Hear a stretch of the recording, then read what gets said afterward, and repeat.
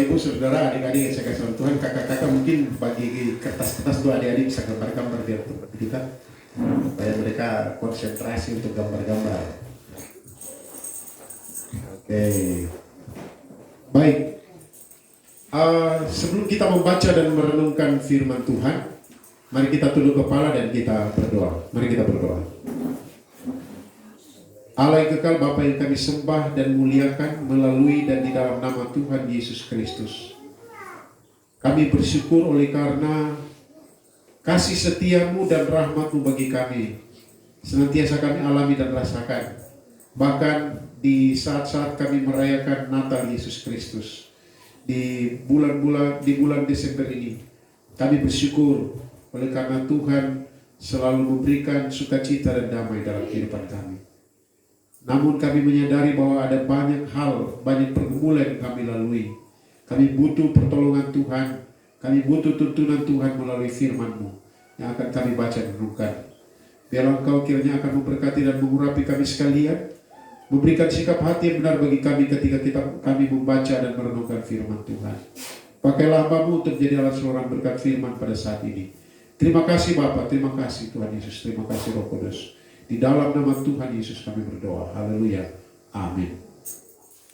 Mari kita buka Injil Lukas pasal 1. Lukas pasal 1 ayatnya yang ke 26 sampai ayat yang ke 38. Lukas 1 ayat 26 sampai ayat 38. Mari kita baca sama-sama ayat-ayat ini. Lukas pasal 1 ayat 26 mulai. Dalam bulan yang ke-6, Allah menyuruh malaikat Gabriel pergi ke sebuah kota di Galilea bernama Nazaret, kepada seorang perawan yang bertunangan dan seorang bernama Yusuf dari keluarga Daud. Nama perawan itu Maria. Ketika malaikat itu masuk ke rumah Maria, ia berkata, "Salam hai engkau yang dikaruniai, Tuhan menyertai engkau." Maria terkejut mendengar perkataan itu, lalu bertanya di dalam hatinya, apakah arti salam itu? Kata malaikat itu kepadanya, "Jangan takut hai Maria, sebab engkau beroleh kasih karunia di hadapan Allah." Ayat 31. "Sesungguhnya engkau akan mengandung dan akan melahirkan seorang anak laki-laki, dan hendaklah engkau menamai dia Yesus. Ia akan menjadi besar dan akan disebut anak Allah yang Maha Tinggi. Dan Tuhan Allah akan mengaruniakan kepadanya tahta Daud bapa leluhurnya. Dan ia akan menjadi raja atas kaum keturunan Yakub sampai selama-lamanya, dan kerajaannya tidak akan berkesudahan." Ayat 34. Kata Maria kepada malaikat itu, "Bagaimana hal itu mungkin terjadi karena aku belum bersuami?" Jawab malaikat itu kepadanya, "Roh Kudus akan turun atasmu, dan kuasa Allah yang Maha Tinggi akan menaungi engkau. Sebab itu anak yang akan kau lahirkan itu akan disebut kudus, anak Allah. Dan sesungguhnya Elisabet sanakmu itu, ia pun sedang mengandung seorang anak laki-laki pada hari tuanya. Dan inilah bulan yang ke-6 bagi dia yang disebut mandul itu. Sebab bagi Allah tidak ada yang mustahil." Kata Maria, "Sesungguhnya aku ini adalah hamba Tuhan. Jadilah padaku menurut perkataanmu itu." Lalu malaikat itu meninggalkan dia. Demikian jauh pembacaan firman Tuhan. Bapak Ibu Saudara yang saya kasih di dalam Tuhan Yesus Kristus, menjelang atau pada saat peristiwa Natal atau hari kelahiran Yesus Kristus, dari Natal itu hari kelahiran. Mungkin kita betul ini.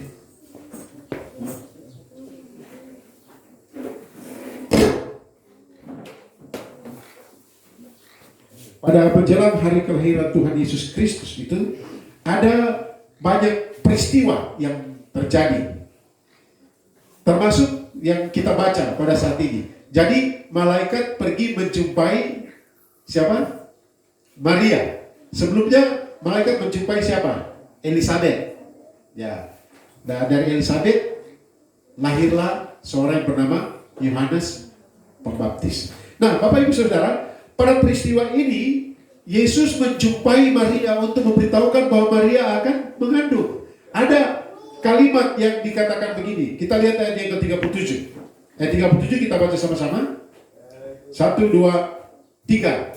Sebab bagi Allah tidak ada yang mustahil. Sebab bagi Allah tidak ada yang mustahil. Bapak Ibu Saudara, ungkapan ini adalah pernyataan yang tegas dari malaikat yang menjumpai Maria. Pernyataan malaikat ini untuk menegaskan bila Allah telah berfirman, maka firman-Nya itu pasti terjadi. Dalam konteks pembacaan dalam Lukas pasal 1, secara khusus dalam ayat 28 sampai 38 dikisahkan peristiwa yang saya katakan tadi. Allah mengutus malaikat Gabriel menjumpai Maria. Maria ini diterangkan sebagai seorang perawan, seorang perempuan muda, untuk malaikat pergi untuk memberitahukan tentang kehamilannya.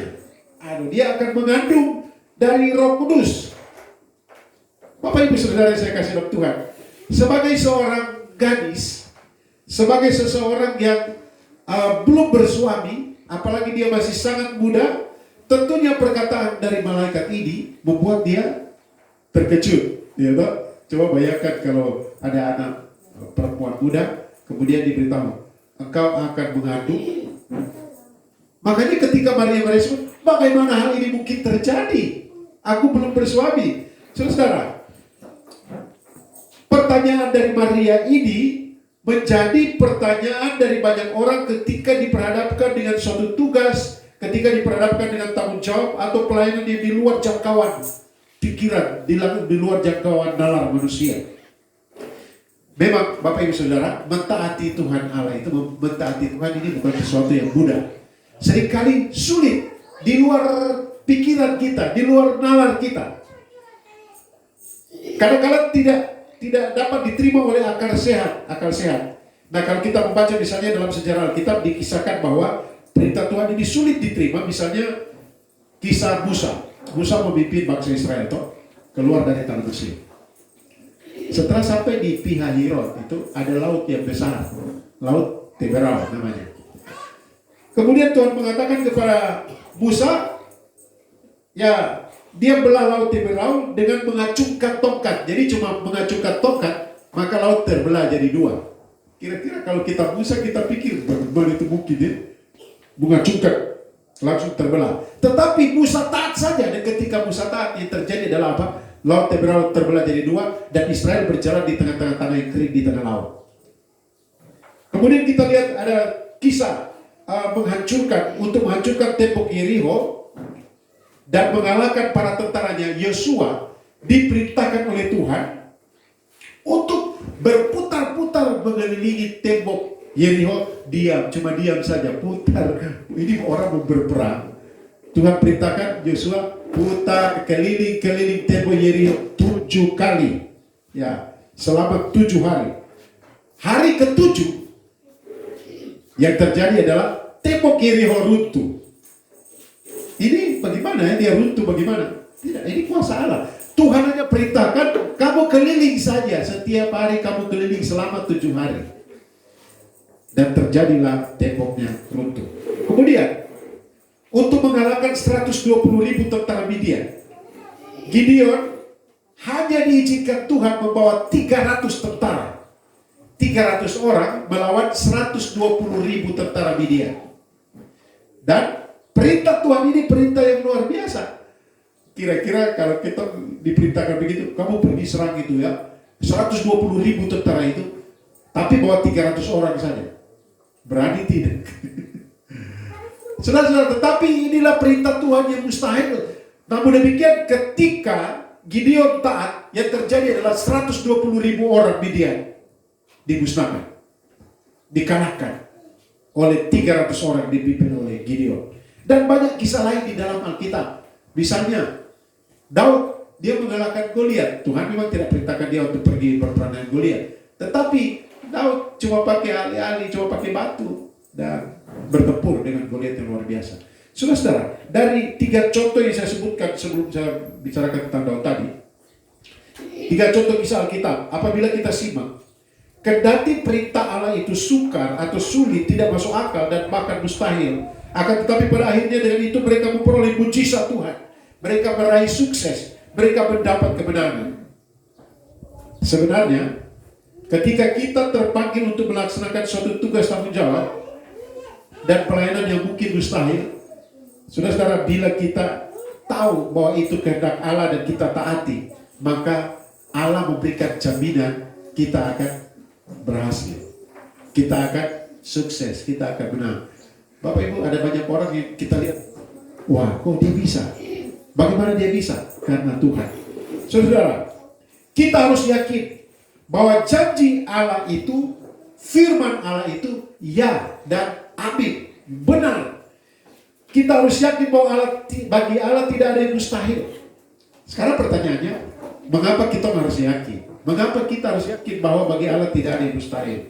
Dalam pembacaan kita tadi, Lukas pasal 1 ayat 28 sampai 38, saya mencatat ada 4 jaminan yang terkandung dalam ungkapan sebab bagi Allah tidak ada yang mustahil. Mengapa bagi Allah tidak ada yang mustahil? Ada 4 jaminan. Mari kita lihat satu persatu. Kita lihat ayat yang ke-37. Jaminan yang pertama adalah jaminan kebenaran. Maksudnya, apa yang difirmankan Allah itu adalah sesuatu kebenaran dan dijamin pasti terjadi. Karena ini kebenaran. Bapak Ibu Saudara yang saya kasih dalam Tuhan Yesus Kristus. Kebenaran apa dalam konteks kita di sini? Kebenaran bahwa Maria dipilih untuk mengandung dan membesarkan bayi Yesus. Ketika Maria mendengar bahwa ia akan mengandung dan melahirkan Sang Juru Selamat, ia berkata, bagaimana mungkin hal itu terjadi? Aku belum bersuami. Mungkin pertanyaan ini, atau lebih tepat lagi, mungkin pernyataan yang sama ini bisa kita ajukan kepada kita sendiri. Mungkin pada waktu memulai jemaat ini, masih ada Mama Helena, jalannya sangat rusak. Kita bilang, bagaimana hal ini mungkin terjadi? Di kampung Goa ini ada gereja, bagaimana mungkin ini terjadi? Saudara-saudara, mana mungkin? Bagaimana hal ini mungkin terjadi? Karena ini tempat yang masih terisolasi atau masih sulit untuk dijangkau. Mungkin kita berkata, bagaimana mungkin kita bisa melayani di pedalaman? Bagaimana mungkin saya bisa untuk melaksanakan perintah Tuhan? Bagaimana mungkin saya ini bisa berubah? Bagaimana mungkin anak saya yang kacau balau ini bisa berubah? Saudara, pertanyaan-pertanyaan ini adalah pertanyaan yang sangat manusiawi ketika kita diperhadapkan dengan masalah, persoalan, tantangan, pergumulan. Kita bilang, bagaimana mungkin ini terjadi? Memang kata tidak mungkin itu tidak bisa disangkal. Tidak dapat disangkal, itu banyak hal yang mustahil yang di hadapan kita. Tapi ingat, bagi Allah tidak ada yang mustahil. Saudara-saudara yang saya kasih dalam Tuhan Yesus Kristus, bila yang kita kerjakan ada dalam kehendak Allah, jaminannya ialah pasti terlaksana. Dalam pengalaman pelayanan saya secara pribadi dan keluarga dan Ibu Edi dan juga tim pelayanan Makarios, ada banyak kali hal-hal yang mustahil, tetapi kita taat saja dan Tuhan buktikan bahwa itu terjadi, bahwa Dia buktikan bahwa kita bisa melakukan itu. Mungkin kita berkata begini, aduh, saya dalam kondisi seperti ini, saya bisakah untuk pimpin pujian di depan? Ya bisa, dengan Tuhan pasti bisa. Nah, Bapak Ibu Saudara-saudara yang saya kasih di dalam Tuhan Yesus Kristus, dasar keyakinan adalah jelas, yaitu kebenaran firman Tuhan. Rasul Paulus dengan penuh keyakinan menulis surat kepada jemaat di Filipi demikian, dalam Filipi pasal 1 ayat 6. Akan hal ini aku yakin sepenuhnya, yaitu Ia yang memulai pekerjaan yang baik di antara kamu akan meneruskannya sampai pada akhirnya pada hari Kristus Yesus. Saya ingat pada beberapa waktu lalu, Bapak Ibu Saudara, pada beberapa waktu lalu dalam pelayanan saya waktu masih melayani di Yogyakarta, saya melayani Pak Suryanto seorang tukang becak. Setelah saya layani dia mau buka hati dan terima Yesus. Kemudian saya tanya, Pak, Bapak punya hal apa yang mau didoakan? Ketika Bapak menerima Yesus sebagai Tuhan dan Juru Selamat pribadi, Allah pencipta itu kita panggil Bapa sekarang. Sekarang Pak Suryanto meminta apa kepada Bapa di surga? Ini laki-laki tinggi besar. Tiba-tiba dia menangis. Dia meneteskan air mata. Jadi tukang beca saya tanya, Bapak kenapa? Dia bilang, sebenarnya saya keluar ini bukan mencari penumpang, tetapi karena saya sedang berpikir, saya dan istri disuruh cerai. Orang tua dari istri orang tua saya suruh menceraikan istri. Saya tanya kenapa? Kami sudah 8 tahun menikah dan kami tidak punya anak. Dan disuruh cerai cari perempuan lain. Sedangkan saya mencintai istri saya tidak mau dia perempuan lain. Luar biasa ya, Bapak ini ya. Kemudian saya bilang begini, Bapak berdoa. Bapak sampaikan keluhan ini kepada Bapak di surga. Dia kan baru percaya atau tidak, dia tidak tahu berdoa. Saya bilang apa yang di hati sampaikan saja. Dan dia berdoa. Saya tanya minta apa? Dia bilang mau minta anak. Nah, kami berdoa dengan dia. Setelah itu kami berpisah. Tapi setiap minggu saya bimbing dia di becanya. Setiap minggu.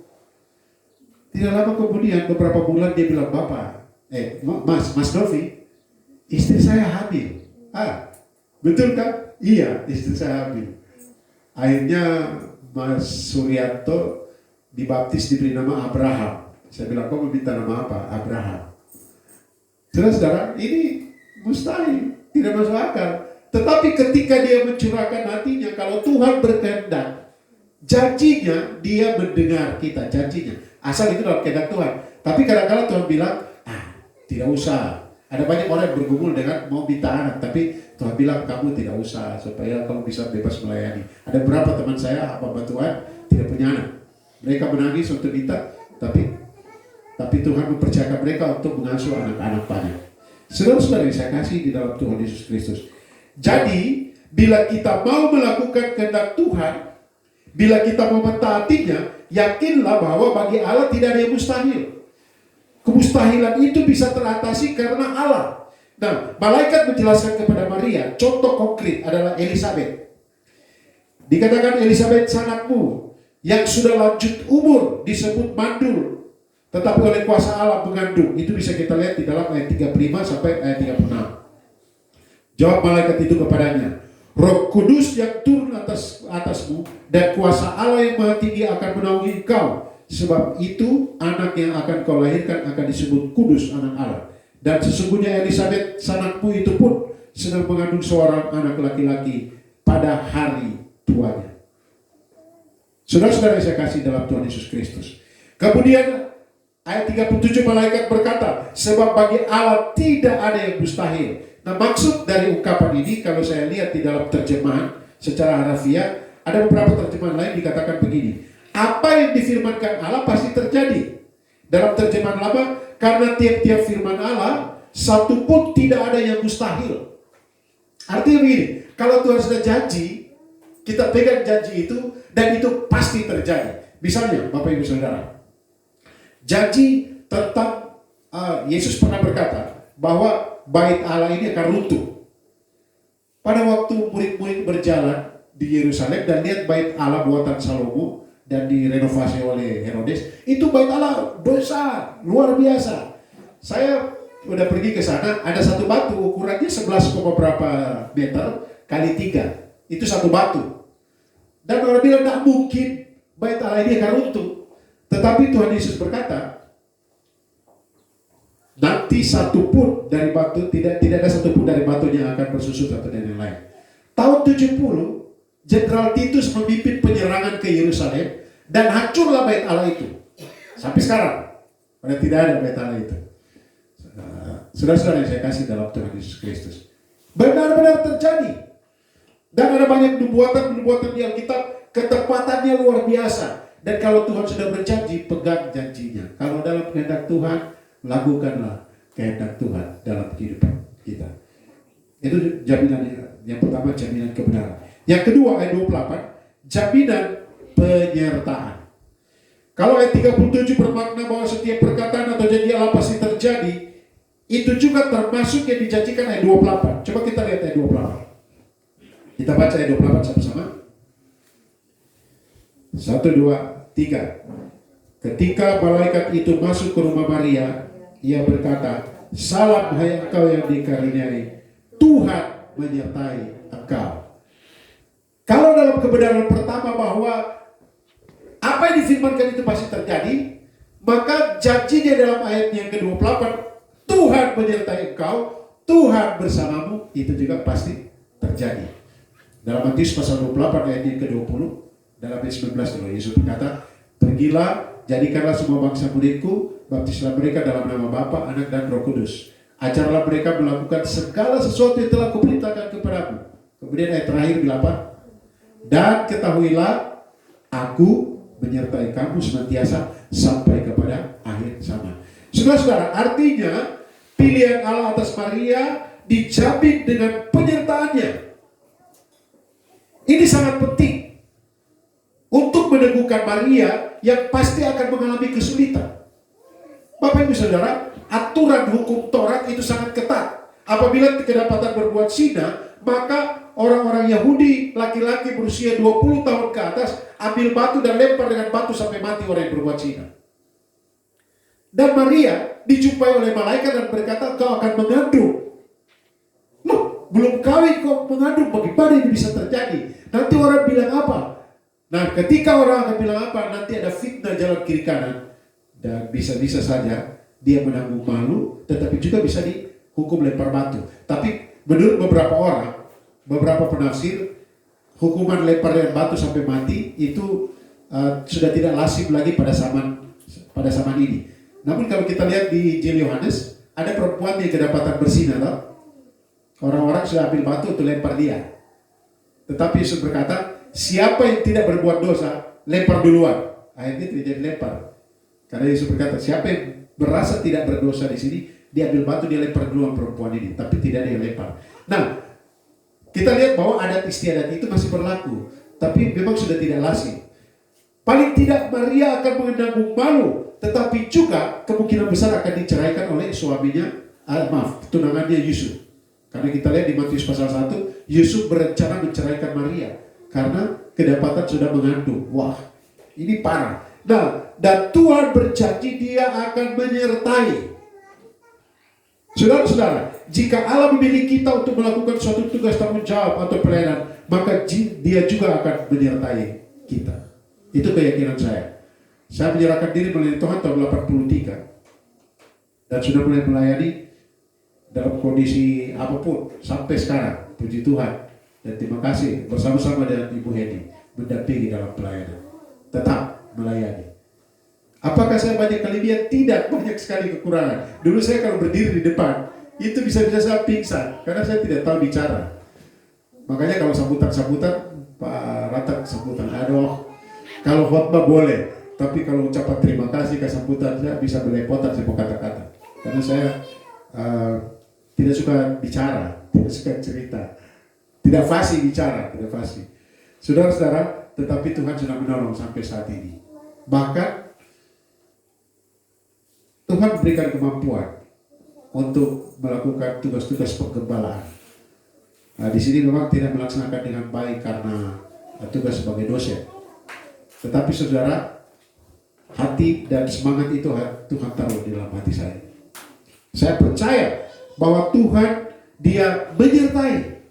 Dan bukti-bukti penyertaan Tuhan sangat jelas. Yang saya selalu ingat waktu kami kena corona itu, Oktober tahun 2020 ya, lalu 1 tahun lalu, waktu kami kena corona, kan saya punya riwayat jantung, penyakit jantung, dan hipertensi. Saya minum obat darah tinggi sudah puluhan tahun. Saya minum obat jantung sudah 6 tahun kan. Kemudian ketika kena corona, petugas-petugas kesehatan, dokter, telepon ibu bapak harus opname. Tapi kami tidak ambil waktu untuk opname karena ada tanggung jawab yang tidak boleh kami tinggalkan, bahaya. Sementara Billy ada di rumah sakit karena corona juga. Setiap malam yang saya berdoa adalah Tuhan memberikan damai sejahtera yang melampaui segala akal. Karena sesak nafas sulit sekali. Batuk mengeluarkan lendir seperti tidak bisa.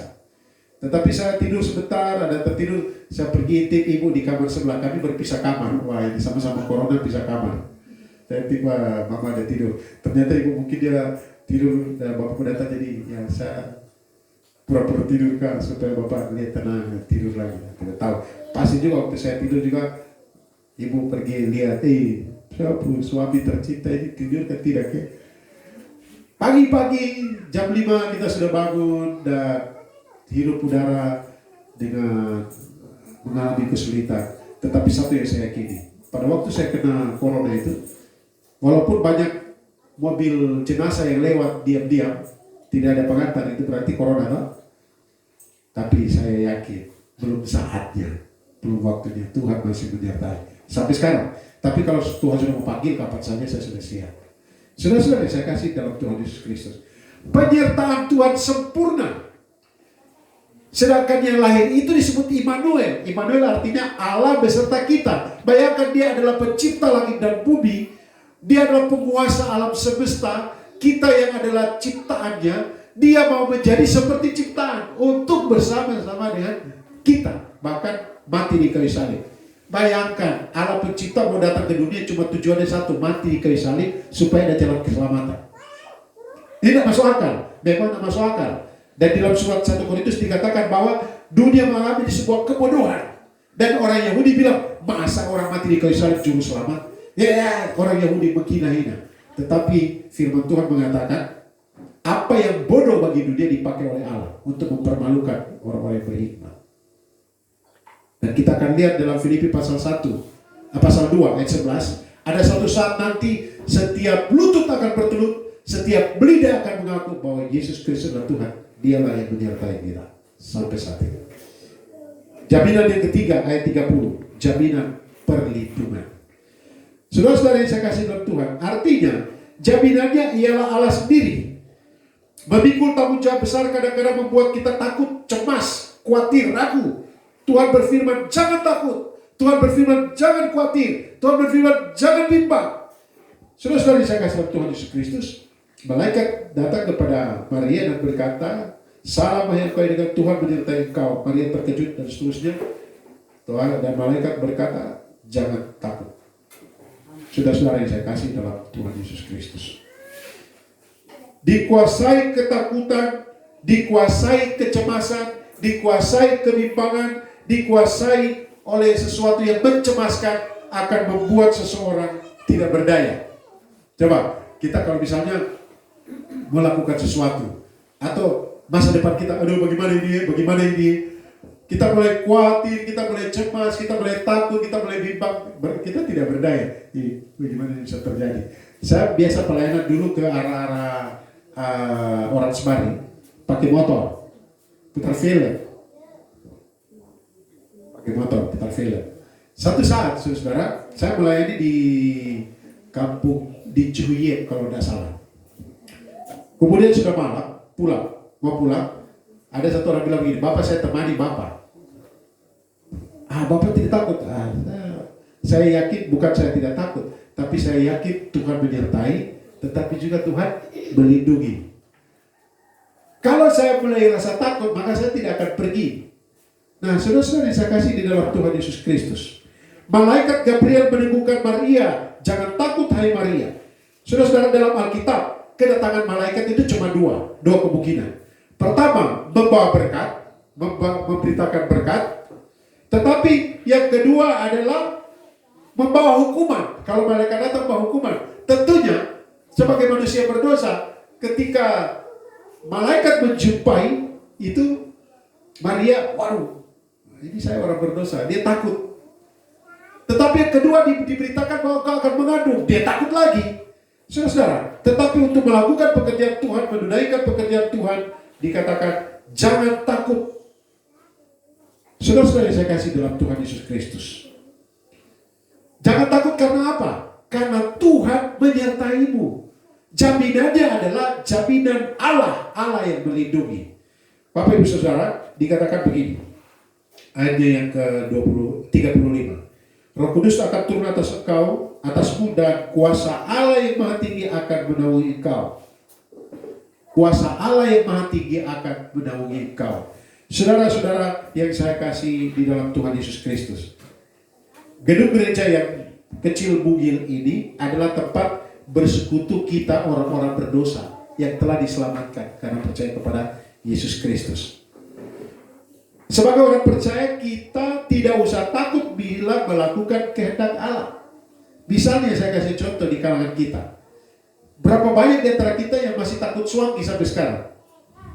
Wah, saya juga masih takut Bapak. Suangi itu bagaimana? Saya ingat dulu ini mau bakar daun suangi ini. Waktu tahun-tahun kami baru datang 90 berapa itu.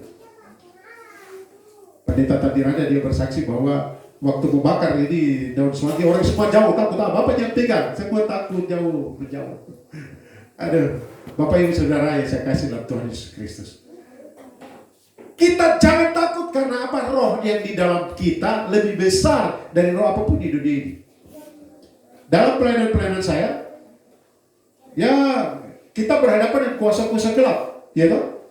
Sejak saya melayani di Jogja dulu membakar keris, cincin, katanya dapat bersemedi. Ya memang ini kuasa kegelapan, mungkin disantet, dipelet, atau apa, iya, kami tidak tahu. Makan juga dalam nama Yesus, makan aman. Maka teman saya katanya disantet, murid-muridnya beritahu bahwa ada kelompok orang tertentu, sebenarnya minggu lalu kami sudah racun kamu, tapi kamu datang, dan mereka datang dalam keadaan ketakutan. Wah, ada roh apa yang ada di dalam hambamu ini? Dia bilang ada jin Kristus, ada roh Kristus. Ya betul, ada roh Allah dalam hidup kita. Jadi mereka kasih racun tidak mati. Kalau belum saatnya mati, belum ya. Tuhan bilang belum. Dan mereka ketakutan datang minta maaf dan dilayani. Bukan masalah kita memiliki kekuatan yang bisa mengalahkan kuasa gelap, tetapi kita diselamatkan, itu yang penting. Nggak usah takut dengan suangi-suangi, aduh, ini suangi lagi datang. Percayalah pada perlindungan Tuhan, Bapak Ibu Saudara, percaya pada perlindungan Tuhan. Amin. Karena ada janji perlindungan, jaminan perlindungan. Kalau kita melakukan kehendak Allah, lakukan. Kami datang di Sowi tahun 97 masih hutan-hutan ya, masih orang sedikit. Dan biasanya pelayanan dari Sowi, kemudian saya pergi ke Arawi dan balik itu jam 10, jam 11 malam kadang-kala. Dan bilang, Bapak tidak takut? Tidak takut. Pernah dicegat? Iya, dicegat orang mabuk pakai parang, pakai panah. Iya sudah. Datang ke sini juga dulu kan begitu juga, ada yang cegat pakai parang. Tidak masalah. Kalau belum saatnya belum. Tapi ketika kita takut, aduh, saya takut nanti saya tidak pergi. Ya, kita tidak bisa pergi. Lebih baik kita pergi taati saja perintah Tuhan. Atau Bapak Ibu Saudara, ketika kita mau menyampaikan firman Tuhan atau menasihati seseorang, aduh, saya menasihati dia, nanti dia marah saya. Nasihatilah dengan kasih. Sampaikan firman Tuhan dengan kasih. Tapi kalau kita mengalami kegetaran dalam hati, bawa dia di dalam doa. Saudara-saudara yang saya kasih dalam Tuhan Yesus Kristus, mengapa kita tidak harus takut? Karena ada jaminan perlindungan dari Allah. Jaminan yang keempat, ayat 36. Jaminan kuasa Allah, ayat 36 masih.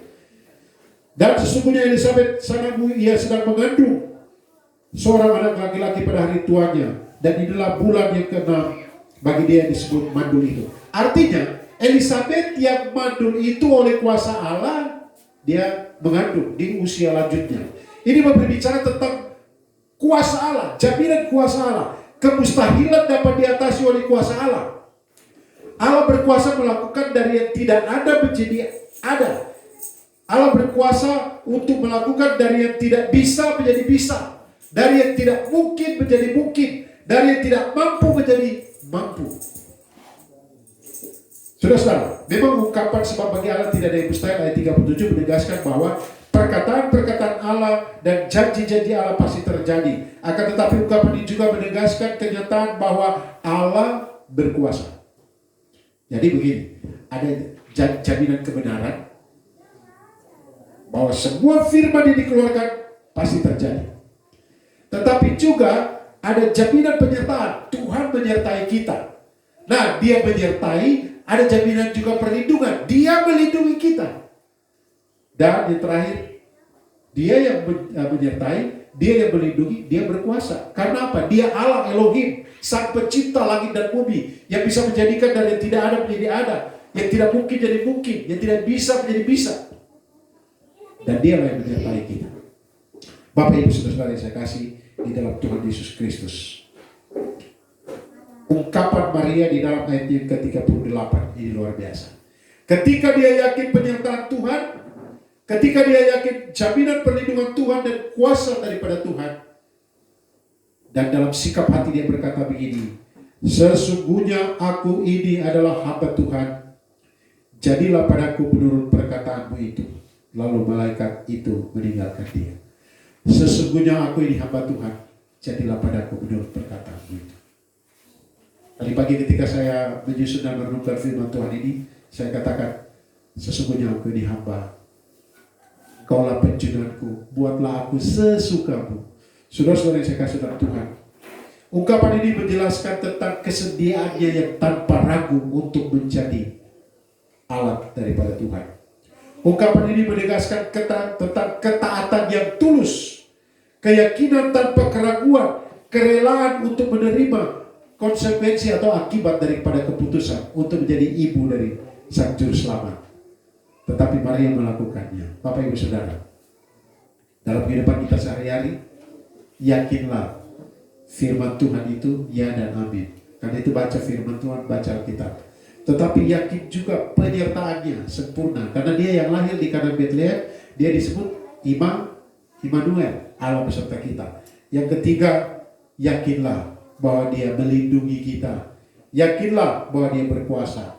Oleh sebab itu, dalam Mazmur 23 pemazmur katakan, ayat 4, Mazmur 23 ayat 4, sekalipun aku berjalan dalam lembah kekelaman, aku tidak takut bahaya.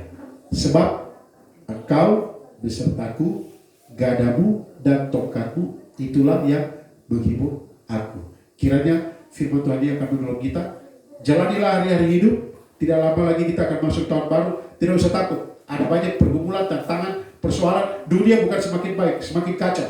Kalau kita ikut berita-berita, wah nanti akan ada meteor, nanti akan ada es di kutub akan mencair dan akan terjadi bencana yang luar biasa. Akan terjadi, dikatakan bahwa di laut ini karbon sudah banyak karena sang asap dan lain sebagainya. Akan terjadi ledakan yang luar biasa, nanti bisa diperbaiki 100.000 tahun. Ada banyak yang kita bisa baca dan kita bilang itu tanda samat, itulah air samat. Bahkan ada penyakit banyak lagi. Jangan takut, jalanilah hari hidup bersama Tuhan. Kalau Tuhan izinkan kita menjalani hari-hari hidup kita, maka kita bisa melaluinya dan menjadi berkat bagi orang lain. Mari kita tunduk kepada berdoa. Bapa di surga, terima kasih. Kami mengucap syukur untuk kesempatan yang Kau beri bagi kami belajar dari firman-Mu. Belajar dari pribadi Maria yang dijumpai oleh malaikat untuk mendapat tugas yang sangat berat, mengandung dari Roh Kudus. Pergumulan yang berat dan peristiwa ini memberikan pelajaran sangat penting bagi kami, bahwa ketika kami melakukan kehendak-Mu, kami tidak usah takut. Kami harus benar-benar yakin bahwa bagi Engkau tidak ada yang mustahil. Karena ada jaminan kebenaran, karena ada jaminan penyertaan, karena ada jaminan perlindungan dan jaminan kuasa-Mu sendiri. Tolonglah kami untuk menjalani hari-hari hidup kami, untuk menjalaninya dengan penuh harap dan bergantung kepada Engkau. Karena firman mengatakan diberkatilah orang yang mengandalkan Tuhan, yang menaruh harapan kepada-Mu. Ini doa kami bersyukur berdoa dalam nama Tuhan Yesus. Haleluya. Amin. Saya kembalikan kepada pengacara.